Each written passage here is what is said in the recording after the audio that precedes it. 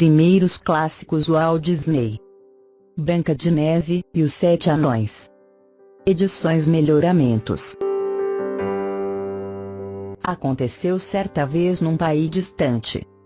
Em imponente castelo, plantado no alto da colina, uma rainha formosa e boa, sentada à janela, bordava no seu bastidor de ébano. Distraindo-se um instante, picou o dedo com a agulha. 3 gotas rubras de sangue salpicaram o linho, branco como a neve, em que ela trabalhava. "Como eu seria feliz", disse a rainha, "se tivesse uma filha com os lábios vermelhos como este sangue, com a pele branca como neve e com os cabelos negros como ébano." Quando chegou a primavera, seu desejo tornou-se realidade. Nasceu-lhe uma linda filhinha, exatamente como ela sonhava, com os lábios de um vermelho vivo, com a pele branca e os cabelos negros. Por ser tão clara, a rainha chamou-a Branca de Neve. Mas pobre rainha, sua felicidade não durou muito. Logo após, veio a falecer. Pouco tempo depois, o rei, cansado da solidão da viuvez, resolveu casar-se novamente. A nova rainha era lindíssima, mas, infelizmente, muito vaidosa e cruel. Sua aparência era encantadora, contudo, detrás daquele semblante bonito, quanta maldade se escondia.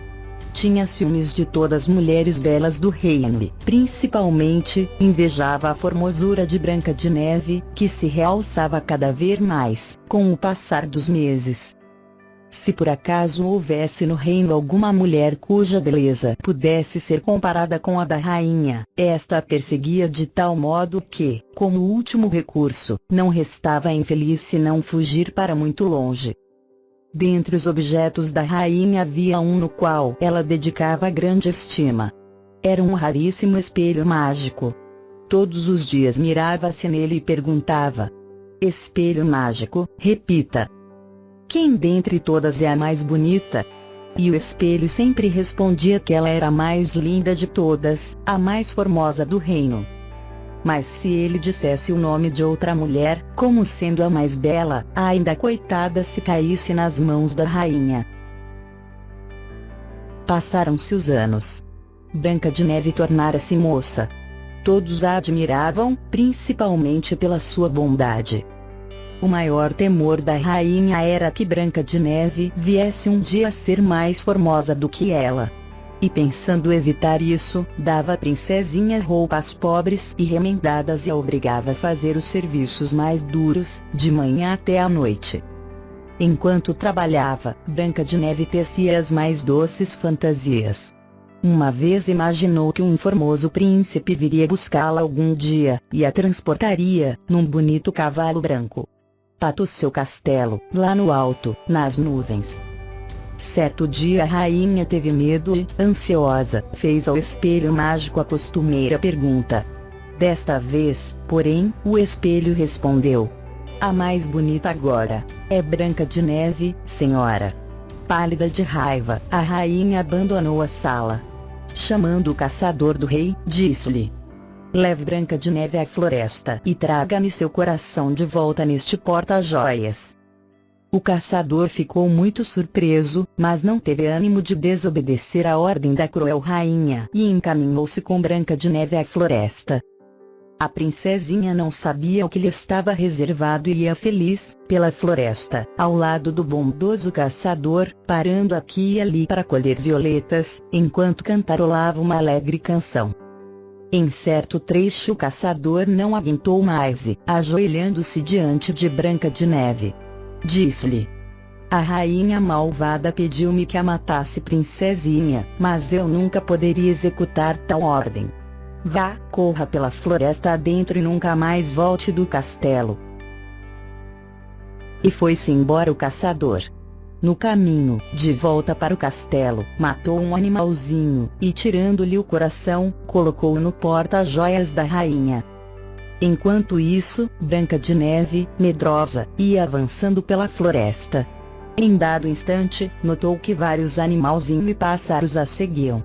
Parou e chamou-os. Então, hesitantes, começaram a rodeá-la coelhinhos, esquilos e um veadinho, enquanto lindos pássaros coloridos voavam baixinho sobre sua cabeça, gorjeando melodias. Depois, combinando qualquer coisa entre si, os pássaros animaizinhos resolveram levar Branca de Neve a determinado lugar e deram a entender à princesinha que o seguisse. Voando à frente, os pássaros iam indicando o caminho.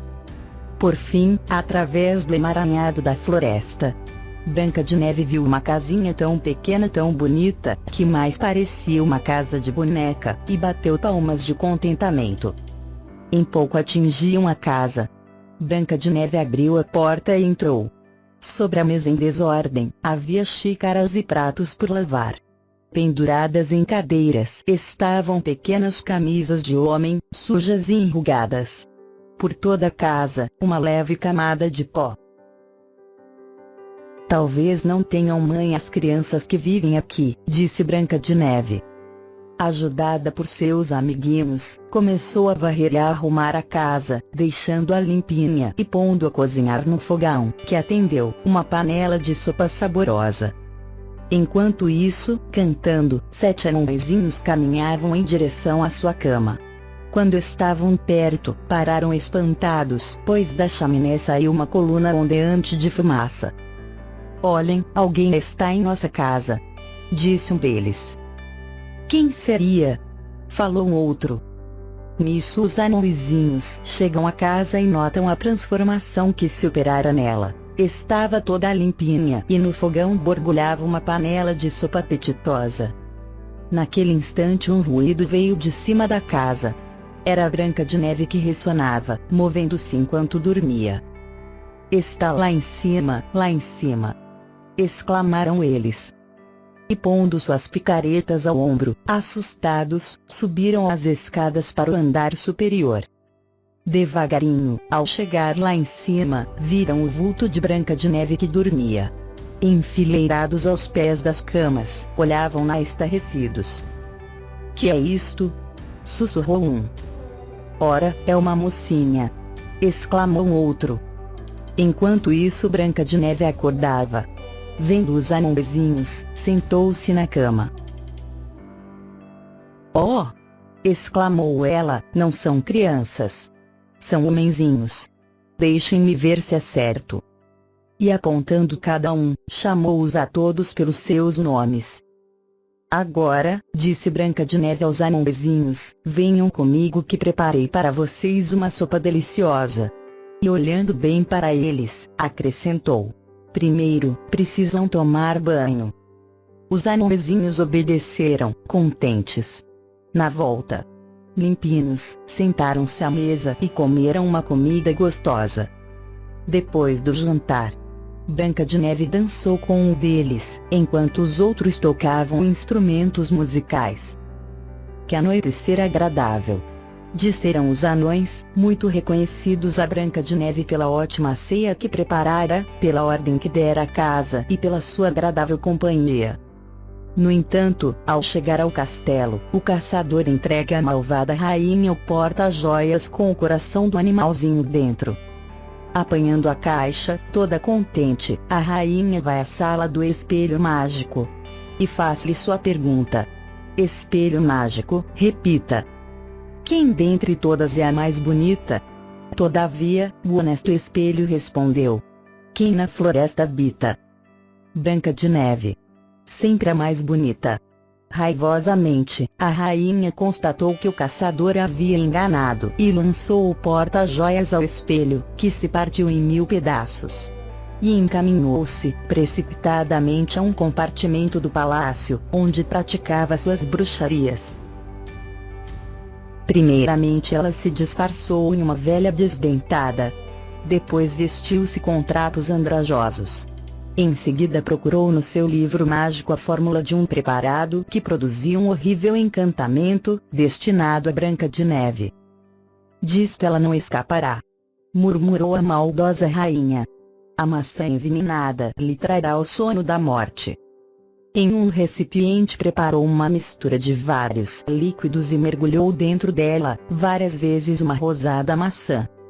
Em seguida colocou a maçã em uma cesta, junto com outras, e encaminhou-se à floresta, à procura de Branca de Neve. Pelo caminho a maldosa rainha ia pensando: o encantamento provocará o sono da morte. Ha! Ha! Ha! E esse sono só seria interrompido pelo primeiro beijo de amor. Quem daria um beijo de amor em Branca de Neve, adormecida como morta na floresta? Era de manhã quando a rainha alcançou a casa dos anões. Escondida, viu que eles marchavam para o trabalho, assinando até logo para Branca de Neve. Quando os anõezinhos desapareceram, a velha esfarrapada aproximou-se da janela da casa e pediu um copo de água a Branca de Neve. Apiedada, a princesinha deu à velha um pouco de água para beber. "Muito obrigada, minha querida!" exclamou a rainha. "Agora, em retribuição, quero oferecer a você a mais linda das minhas maçãs." E estendeu a Branca de Neve a maçã envenenada. Quando a princesinha a mordeu, caiu imediatamente por terra, inanimada. Os pássaros e os outros animaizinhos, percebendo tudo, atacaram a cruel rainha, com bicos e garras. A malvada fugiu apressadamente. Nisso, lembraram-se dos anões e dirigiram-se às pressas para a mina em que eles trabalhavam. Nesse dia os anõezinhos haviam combinado não fazer o trabalho normal. Iam à mina procurar uma linda pedra preciosa a fim de oferecê-la como prêmio a Branca de Neve.